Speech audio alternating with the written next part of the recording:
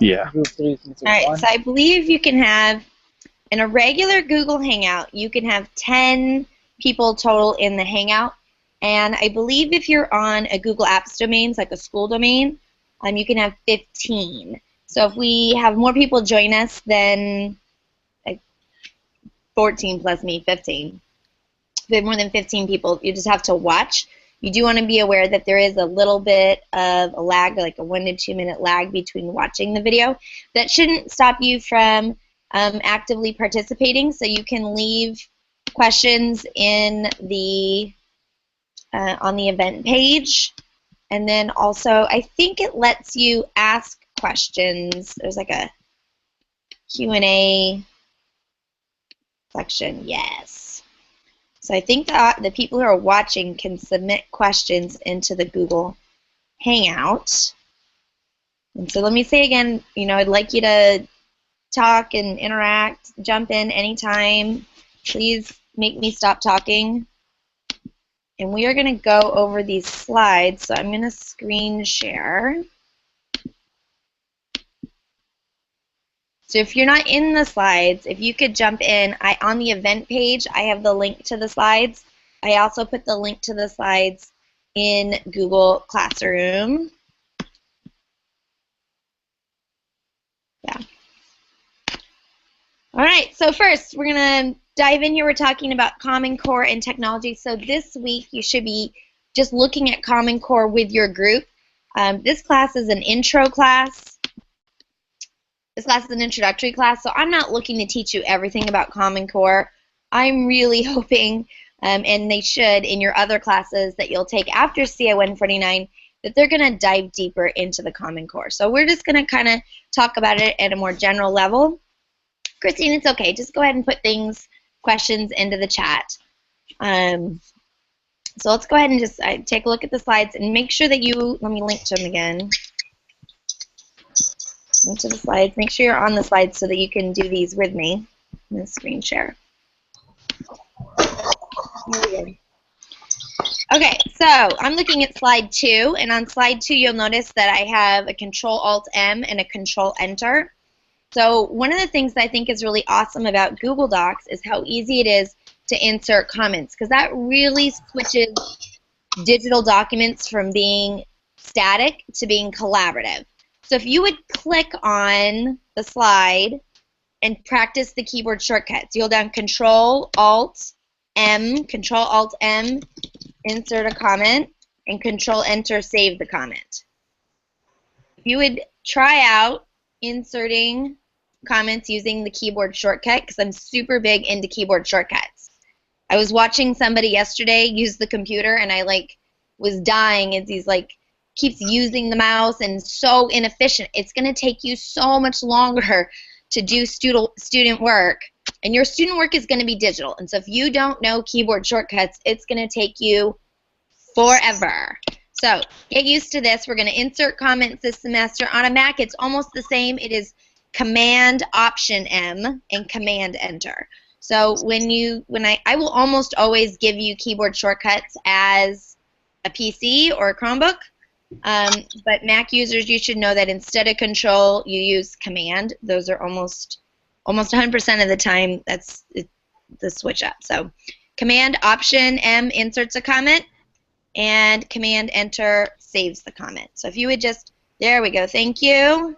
Got a couple of comments going. So we're just going to practice that.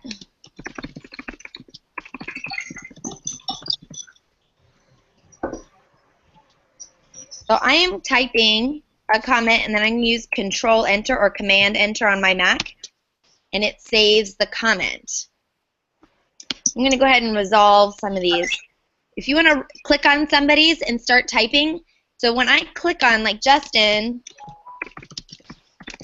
I did not use my mouse to make the cursor. That doesn't really make sense.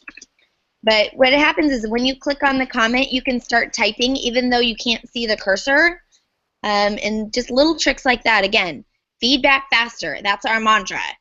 How do we give feedback faster?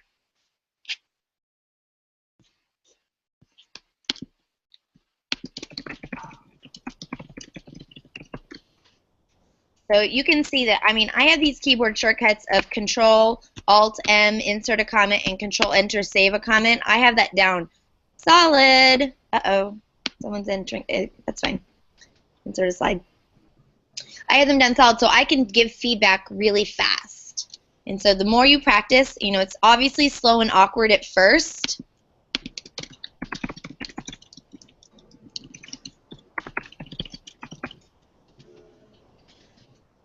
Right? So now if you would go up to the top, up to the upper right, you'll see it says next to the blue share button, it says comments. So if you click on that, you'll be able to see the history of comments.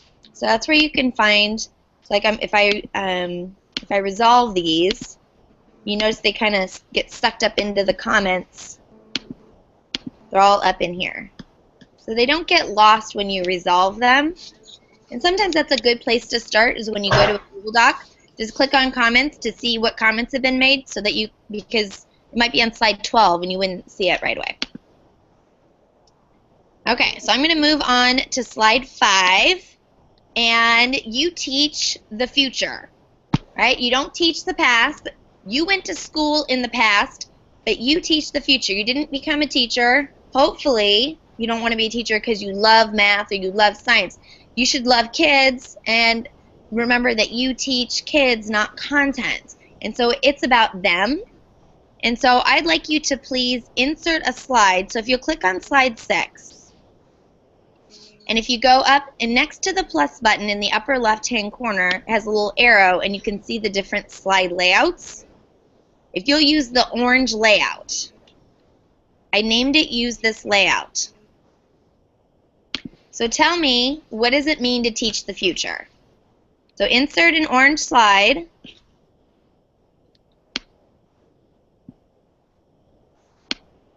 Insert an orange slide and tell me, what does it mean to teach the future?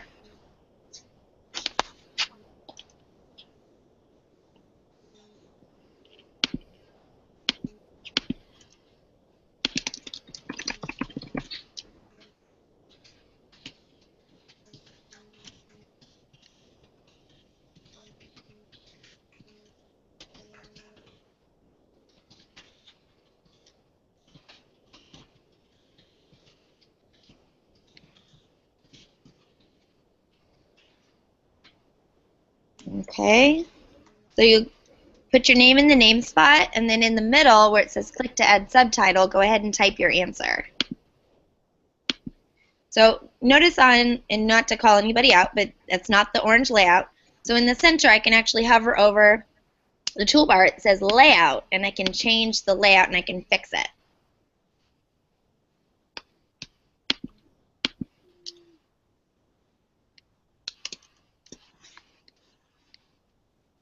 And please talk back to me because, like I said, I'll just ramble if no one's talking to me.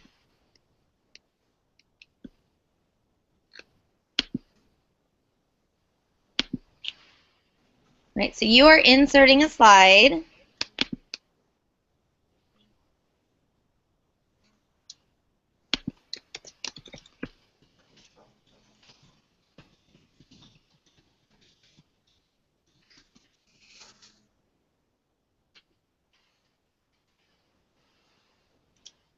So when you're done typing your answer, go to somebody else's slide and insert a comment. Right? So I was on Tim's slide and I inserted, I used the keyboard shortcut, Control Alt M, use the keyboard shortcuts, force yourself. You can right click and choose comment, but stop right clicking. Don't right click to copy paste. Stop it. Things that drive me crazy.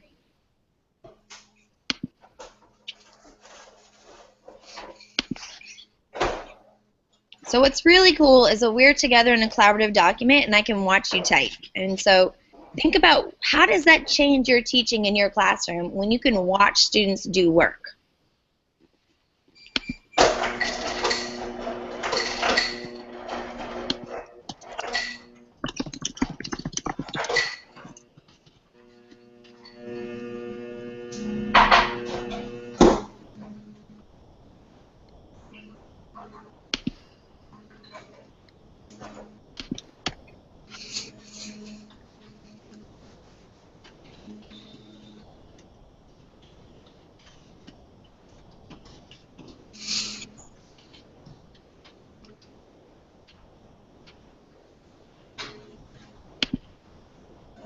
So go type your answer on a slide, then go to somebody else's slide and insert a comment, Control-Alt-M, type the comment, Control-Enter, save the comment.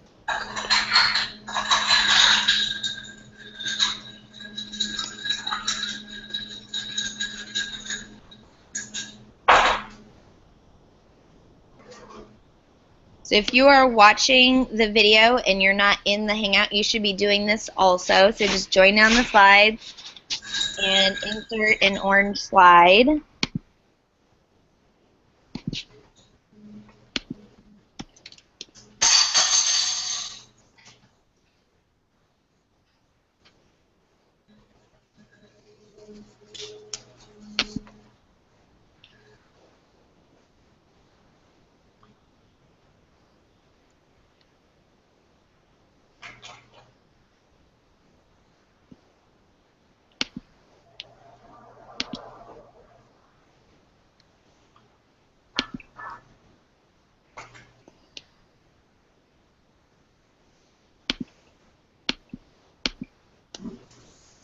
If I can evade on that slide and delete it.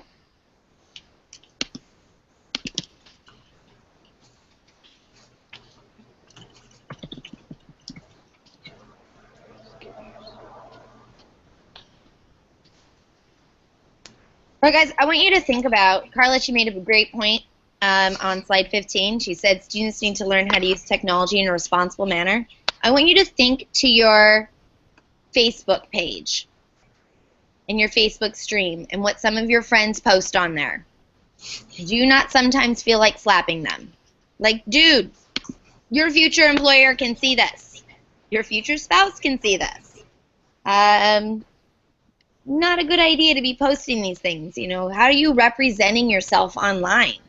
And if you delete it, it doesn't go away. People take screenshots of your Snapchats and whatever, but it's on a server somewhere, and somebody can get at that stuff. So I think, who was it that was sending out all those angry tweets this weekend? And then with Wiz Khalifa, it was who was it?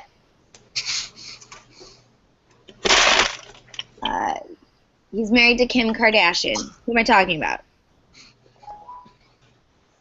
Kanye, yes, right? So he's on Twitter, and I guess there was like a misunderstanding, and so him and Wiz Khalifa are like going back. I don't watch that stuff either. I do not follow Kanye or Kim Kardashian or Wiz Khalifa. I follow teachers on Twitter, and that's it. But I heard about it on the news. So he is super annoying. You're right. Thanks, Carla. But anyway, they were having a Twitter like fight back and forth, and then he realized like, oh, I messed up. I like misunderstood, and I look kind of like a jerk. So he went through and he deleted his tweets. But he deleted those tweets, but are they gone? I bet you if you go on the internet right now, do a Google search Kanye tweets, you're gonna be able to find all of them because you can still get to stuff that's been deleted. So the best answer is don't do it in the first place.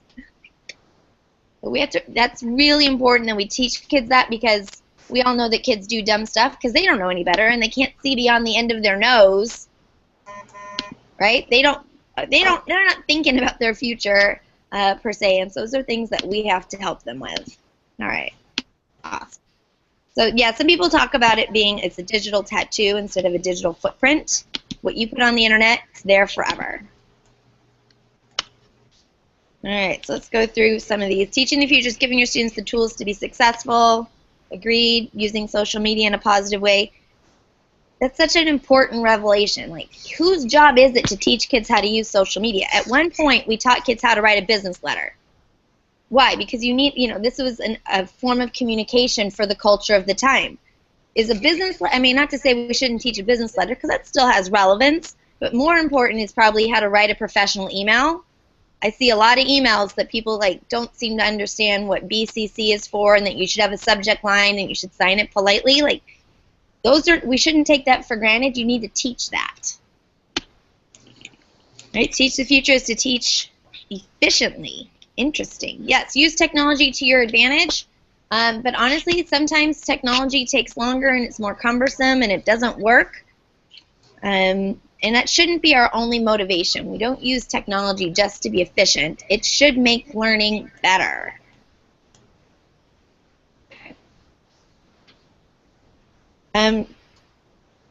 Be able to shape young minds and influence their future is truly rewarding, but how are you going to do that? You don't just say, I'm going to be president of the United States and think you're going to get there. You have to set a plan. So what are specific things that you can do for you to help realize that you don't teach like you were taught, because that culture, that society, that technology doesn't exist anymore. The students of the future will learn differently than we did. Teaching the future is imparting knowledge you to believe beneficial. Now, if you participated in Dr. Nelson's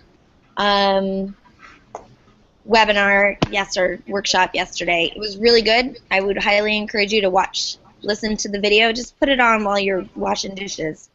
You have this idea of the hidden curriculum.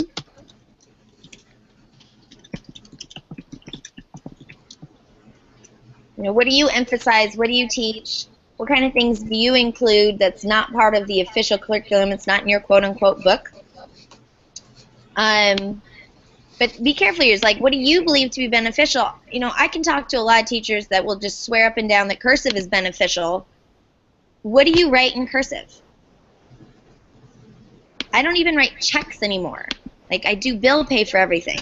For a while, I would sign all of my credit card slips. I stole this. Like, you actually get, or just like scribble. They'll still give you your stuff. Trust me. What do you actually still need to do? What is the importance of cursive? It was useful to my generation and definitely useful to people older than myself. But for the kids moving forward, is cursive really a part of their future? So you think it's important, it was helpful to you, and you think it's beneficial, but is it beneficial to the kids? Like, how do you get who's challenging your thoughts on some of this? Because there's a lot of things we just take for granted because it's just kind of normal to us.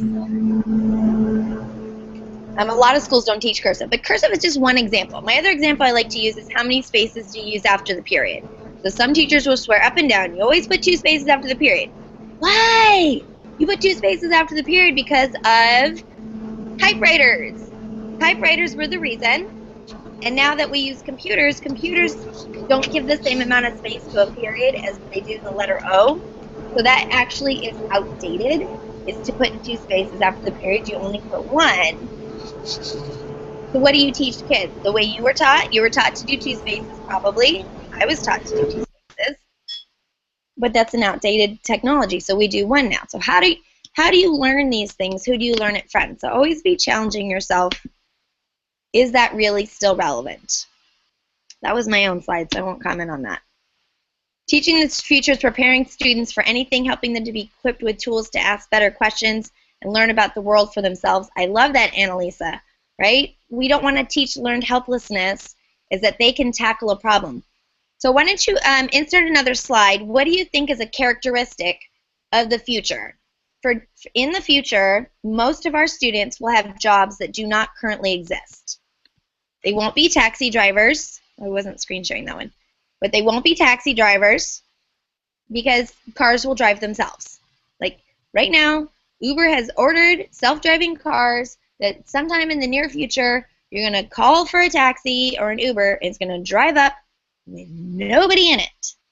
So what are the jobs of the future? So what skills do kids need for future jobs that don't exist? I'll make a slide for that. Okay. What skills do kids need for future jobs that do not currently exist?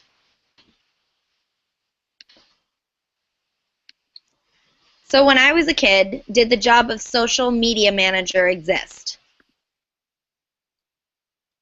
It didn't. There was no such thing as Twitter. Social media didn't exist when I'm 39. When I was a kid. But now that's a really good paying job. If you're good at social media, people will pay you good amounts of money.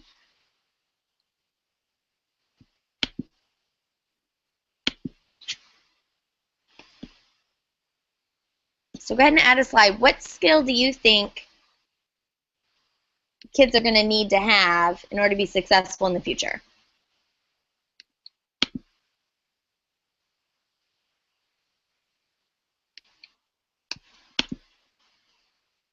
Right, Tim, I think you've hit the nail on the head. Be able to work with others. If you look at any, just go ahead and do a Google search for any job that, I wasn't screen sharing. Let me do that. It's like 10 job skills employers are looking for. Anything along those lines, every single one of them will talk about you need to be able to play nice with others, you need to be able to work with others. There aren't too many jobs where you don't have to do group work. And so teaching kids, I mean, that's important, right? You have to work with other people. Communicate effectively. Good job, Maria. Collaborate with others. Connect with others. That's interesting. Oh, very interestingly. Connect with others socially. I'll just kind of add on there.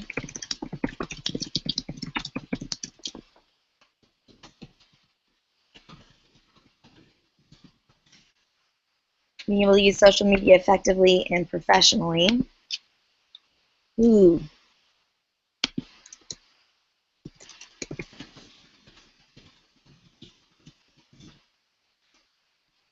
Thanks, Justin. By teaching kids to be adaptable and learn that the world is constantly changing. I would totally agree with that. I read somewhere that really, the skill is not being able to follow directions. It's be able to figure out what to do when things go wrong. How do we teach kids that? I'm on slide 24. If you want to jump in and insert a comment on slide 24.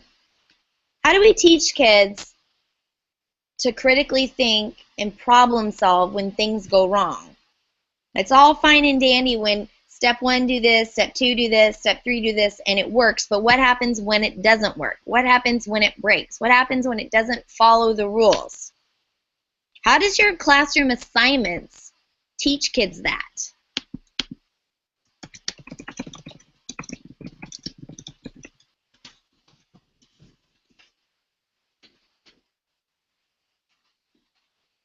Once you jump on over to slide 24 and reply to one of these comments or insert a comment, how do your classroom assignments, what's an idea for a way that you could teach kids to problem solve and to figure out when things go wrong? Like, what would you do in your class? Have them do things in multiple ways. That's good, Leslie, right? That's not the way that we've been teaching in the past, though, right? Currently, or when I went to school, it was, here's the directions, do it this way.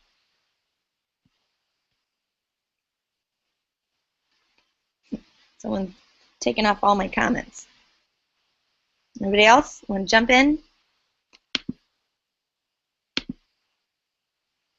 Communication skills, group dynamics, being able to communicate clearly with writing, and I love that, listening skills. That's super important. Those are all good. So if you come on down to slide 27 with me, Common Core is a different approach to teaching and learning. So why do you think we needed to redo the standards and have these new ways of doing things? Why do you think the Common Core came about? Go ahead and insert a slide.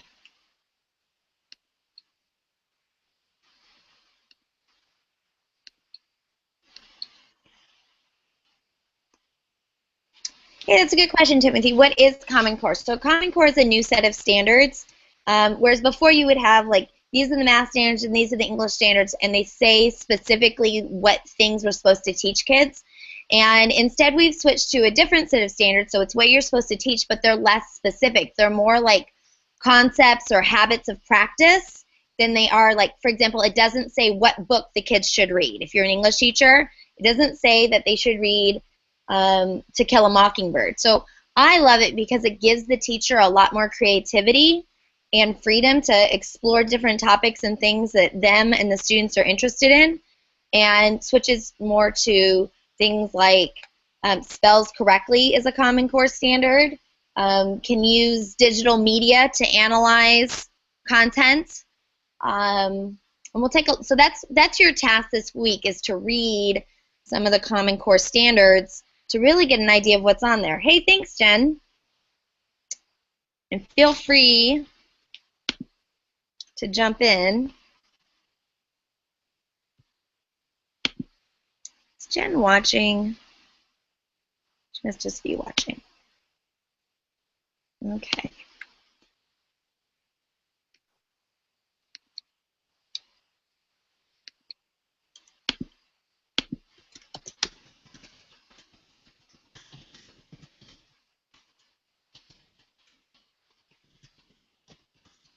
It's really important that you go to CoreStandards.org and you actually read the Common Core Standards. Read them from kindergarten through 12th grade. Actually read them, because almost everything you see on Facebook is a lie. Okay, don't be so quick to clear off my comments. I've never heard this 70% student input, 30%. I don't know. I haven't heard these percentages. And so that's something I really want to encourage you to do. Not everything is a lie, but if you go look on Facebook, most of the stuff that's on there is a lie. Read the Common Core Standards.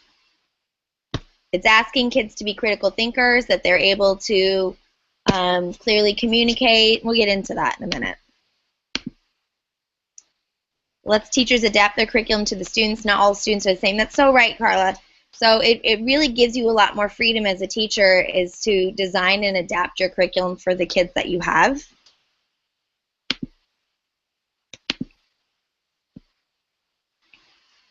Leslie, thank you. Because times have changed, it's no longer acceptable to spit out answers. It's more important to understand why we arrive at those answers. And I think that's such an important revelation, is that Google has changed the world. That's tweetable. And what do you do when you want to know something? You don't go to class. You don't go look it up in a book. You ask your computer. And so it really is this shift away from memorizing stuff that you can just ask your phone. That's not a job marketable skill. No one's hiring you because you know who the 16th president of the United States is. They want to know, what do you do with information? And there's been, I think, some backlash of employers that says, you know what, our people are coming out of school and they're not ready to work. They don't know how to collaborate. They don't know how to work with others. They don't know how to use modern tools. They're not ready to work.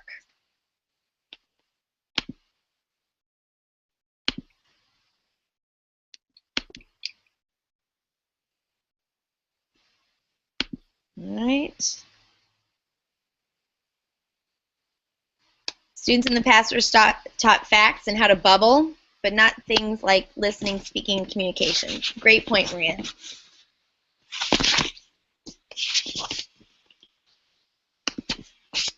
Common Core standards to improve and modernize the American education system. Lee, that would hopefully be the plan. And obviously there is no perfect way to go about this. I think it's better. And I'd like to see some even more changes in particular to math, but I really love the 8 mathematical practices, where those are the outcomes. We're asking students to use math in a real-world context, to critique the reasoning of others, to really understand and come at math with different approaches, rather than just memorizing an algorithm and wondering, when am I ever going to use this? Yeah, and Lisa, I think, Common Core is really asking for student creativity, right? And critical thinking. All right, so I'm down on slide 43. We are looking at the 4 C's of modern teaching. And so when you design your lesson plans, they should include these concepts. You're asking yourself in your lesson plan, I'm on slide 44. No, I'm not, I'm on slide 45. How are students going to communicate their ideas clearly? So a lot of times they communicate, well, my students were talking. I can talk all day long and not clearly communicate. Words coming out of your mouth is not clearly communicating. So how are you going to have your students clearly communicate ideas? What are some ways that you can, so go ahead and insert a slide, what are ways that students can clearly communicate their ideas in a modern context without using words?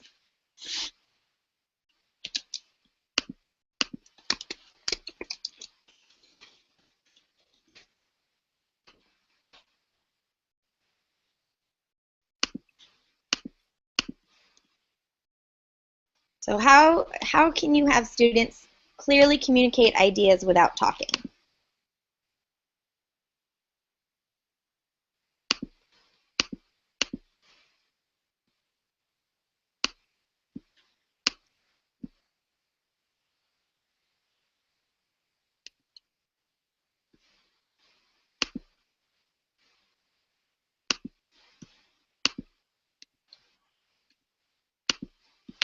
My battery's low. I'm going to plug in my computer.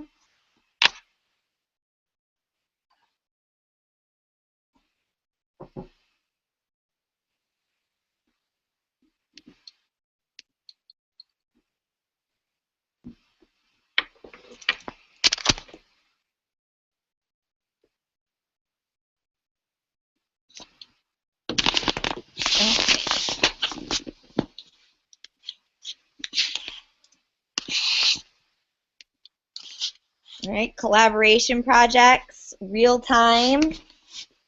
I literally, my best collaboration project has been with a guy in China and 2 guys on the East Coast. And we were able to communicate and work together really effectively, even though we never once have seen each other in person. Verbal, nonverbal, written language, imagery, dramatics, facial expressions. Great job, Leslie.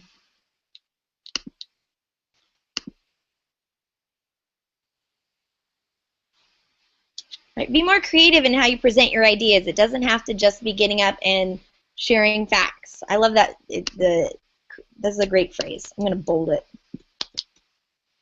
Oops, I guess I unbolded it. I'm going to make the text larger.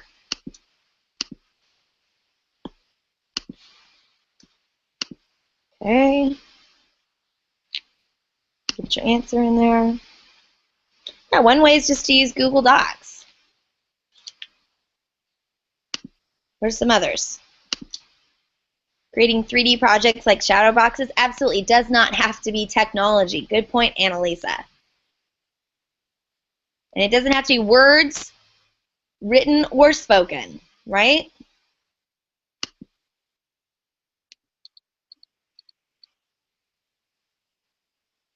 Right, make some posters.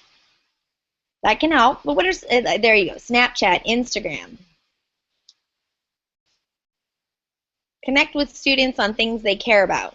Hey guys, today we're going to make a poster on the Civil War. Which kids are running the class to do that? It is more interesting than doing some other options, but you need to design that to be something like that they find value in it.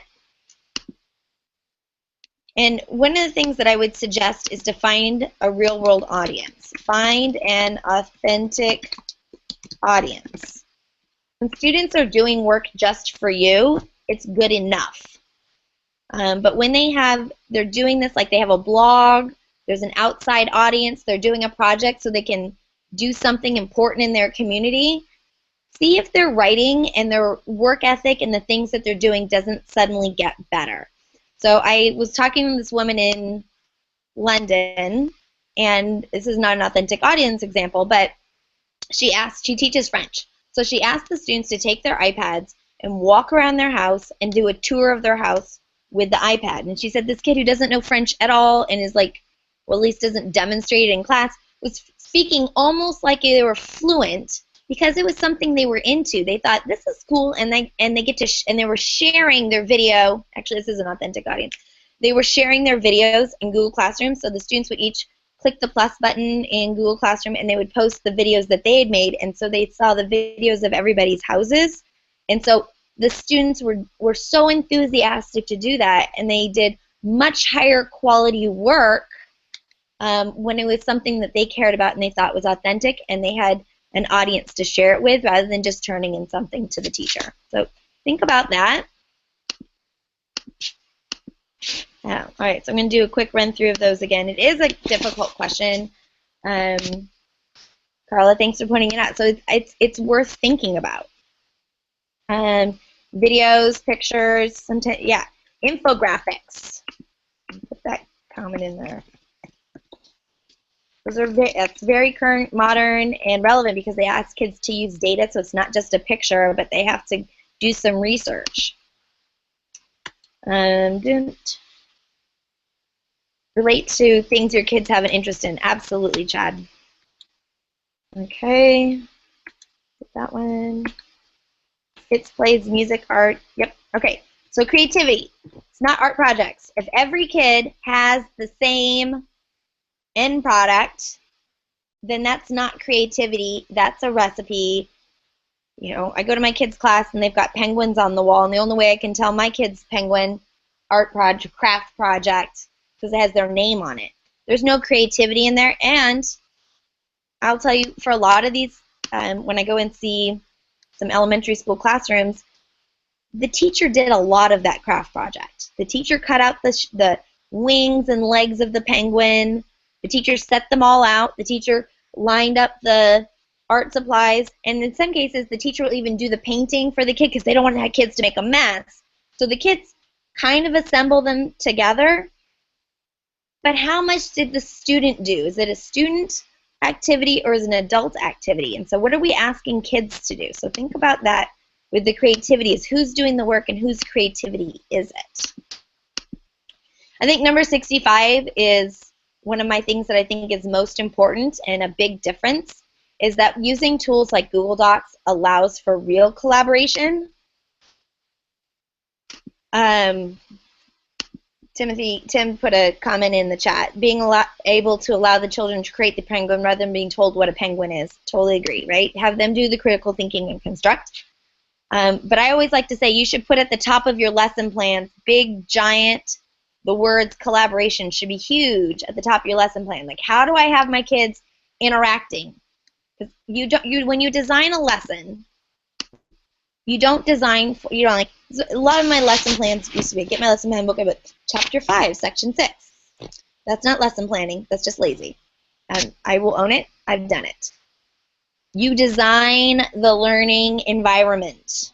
That's your job. It's not to give content, it's to like, okay, what are the kids doing during this lesson? How are they interacting? How are they critically thinking? How are they being creative?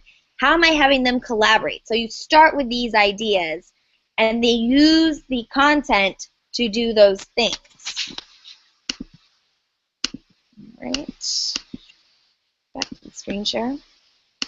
So 69, critical thinking. I think this is the biggest part of the Common Core.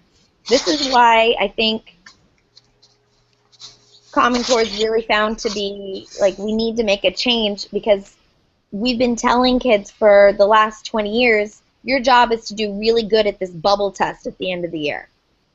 And so I'll tell you, from when I started teaching to when I stopped teaching high school, it was a big difference in our approach, is that we spent a good chunk of the school year teaching kids how to take a test. And that's what we were valuing. The kids, we did test-taking strategies. My curriculum was, we took all the questions that were released. Why is a question released from the state test? Because it's too hard, it's too easy, or it's poorly written. So we took those questions and we made a worksheet out of every single question. So I had one question that was released, and I made a big worksheet of it, and then repeat something. All of my curriculum that I was teaching my students was too easy, too hard, or poorly written. And we're just trying to crank kids through these styles of how to bubble questions, and it wasn't asking them to be critical thinkers. But in the real world, that's what we need them to do. Thank you, Kim. I also despise bubble tests. So in my class, I'm not giving you any. I do have an activity that I'll do at some point in this semester. That'll be a game, but it will not be graded.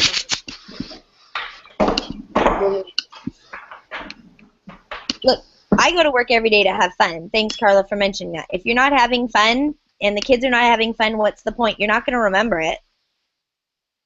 If you're not engaged in your learning,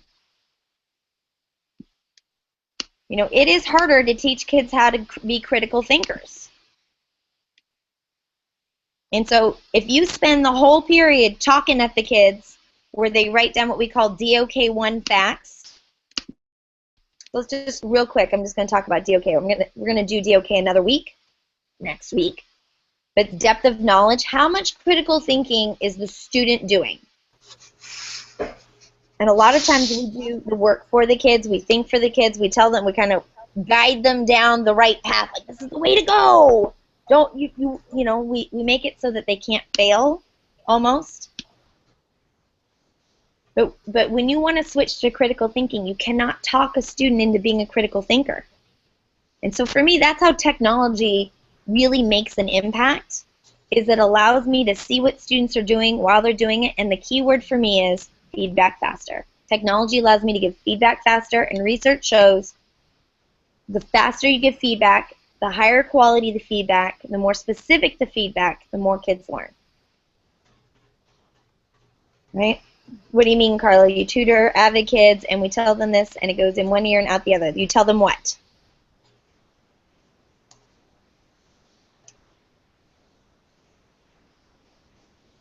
You can't oh, D, okay. You can't tell kids to be critical thinkers. It's hard. It's hard to be thinking. And honestly, when you ask kids to be thinkers, they'll revolt. They'll get mad. They're like, just tell me what to do. Just what do you want? What's the answer? And just give me a worksheet. You will get that. And you're like, no, you need to figure this out. This is good for you, you know, right? And so, you know, if you scaffold a task and you give them too many steps to kind of help them to get to the critical thinking part, you do all the thinking for them, it's actually a lower DOK level. So DOK 1 is memorizing and following steps. DOK 2 is finding a right answer, but you have to have like some sort of a decision point. DOK 3 is making a claim and justifying it. It's real critical thinking on the behalf of on the part of the student. And if you give kids a DOK 3 task, but then you help them too much, the kid's not doing the thinking, you're doing the thinking, and now it becomes DOK 2. And DOK 4 is extended thinking, so I take what I learn and I'm able to apply it to something new. And that's not your goal is to do that every day, but you do want your kids doing some DOK level 4. All right. What am I doing in time? I got 15 minutes. I haven't even started. All right, slide 75. The person doing the work is the person doing the learning. So this is where we want to look at is how we have students doing the work. So on number 76, as I have a link to the Fresno County Office of Ed website with information on using technology in the Common Core. And so if we go take a look at that, it gives you, they've highlighted some of the Common Core standards that are specifically mentioning technology. So this is grade 5 students are supposed to, let me make this bigger, include multimedia components and visual displays. And that goes along with communicating clearly, right? Clearly communicating your ideas. It's not putting clip art on a slide. It's using visual elements to tell that story, to more clearly communicate your ideas. And what the Common Core does is it takes that same concept and it expands on it. So you start in like kindergarten and you work your way up. So in 12th grade, you make strategic use of digital media.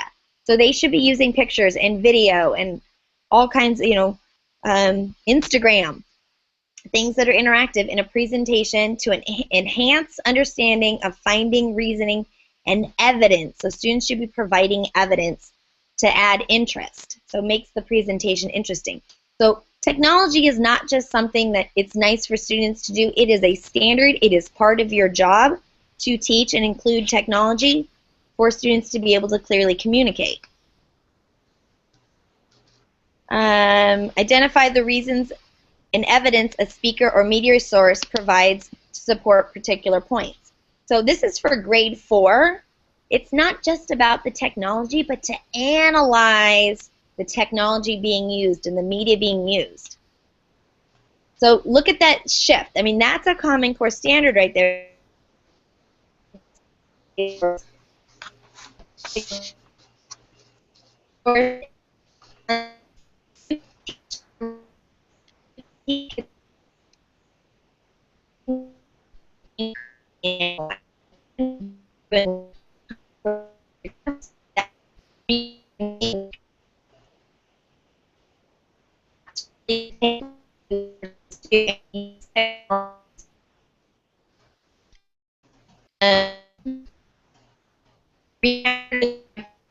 Detail text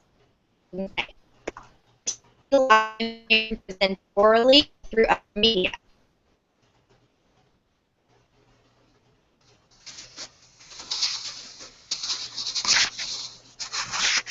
Produce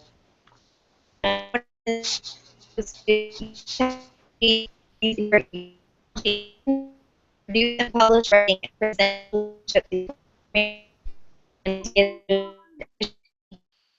Use online feedback. Google. Any payback is very different. New version.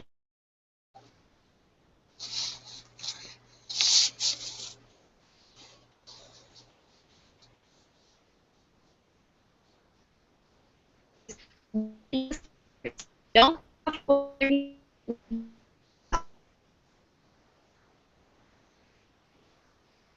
have 8.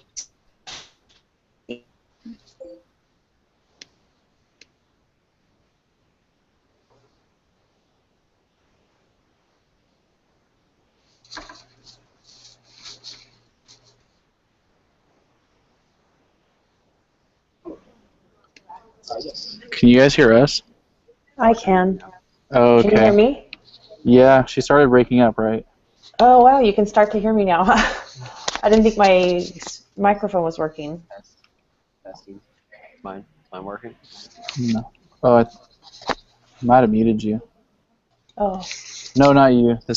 He's next to me. I can put my Oh. hand in front of his face. Sorry.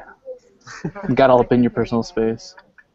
I don't know where she went. I think she's gone. Maybe she's signing back on. Yeah.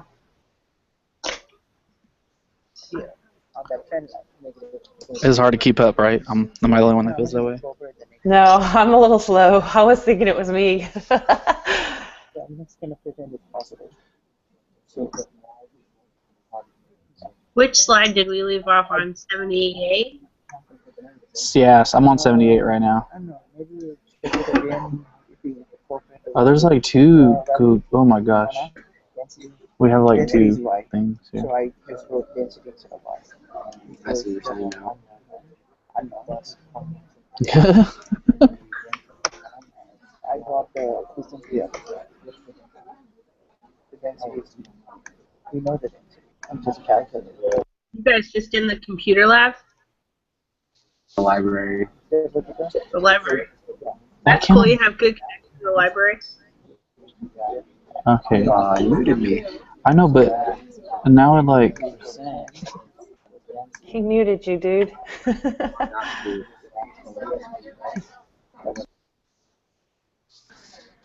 I don't understand how to unmute him. How do I unmute you? Go to his picture at the bottom. I know, but see, look, it's like, it won't let me click. Oh, there it goes. There we go. It's not like we can only hear each other. Is it echoing? That's cool. I didn't know you could mute another person. That's crazy. If you talk too much, she'll just mute you. Dude, I didn't pick you up. I didn't hear that. Are you, like, I didn't hear you at all. I'm talking. Can you hear me? No? She left the group chat. I don't know if she's coming back or if we're done. Minus. Time's not up, but I could tell she was saying something about sending a report. Send feedback. You can find it on the question mark at the bottom left-hand corner. You can send a message to Google about the port connection. I don't know if we're supposed to do anything for the assignment for this. She just posted that assignment 17. Did we just click that we did it because we were here, like put a screenshot?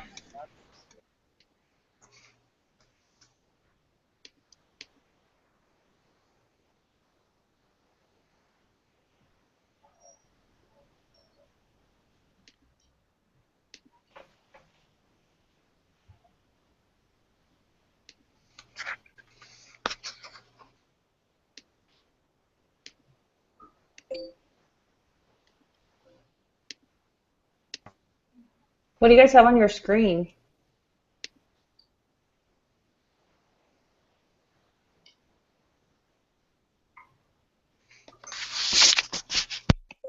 Can you hear me? Yeah. What do you guys have on your screen right now? I just have us and, like, our little group chat thing. Yeah. Oh. So I don't know if we should just wait or something. You can probably just guarantee. And this was the 0.0061 and I verified yeah, it's the same point. Yeah, this is exactly synonymous. Yeah, exactly. Can you hear me now? This is larger than this. That's why it's giving off like a massive. Try it again. Can you hear me now? I can hear you. So we know how to do it. Okay. Oh, wait.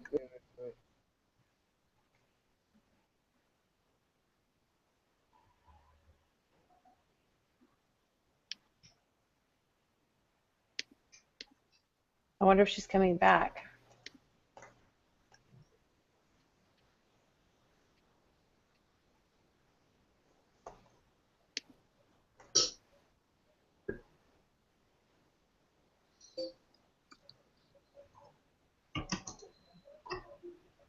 Well, you want to try to look at some of the other slides that are next?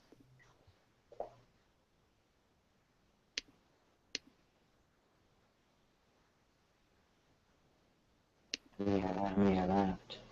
It's like if you left. Hmm. We can. Like this, evaluate data. What's that about?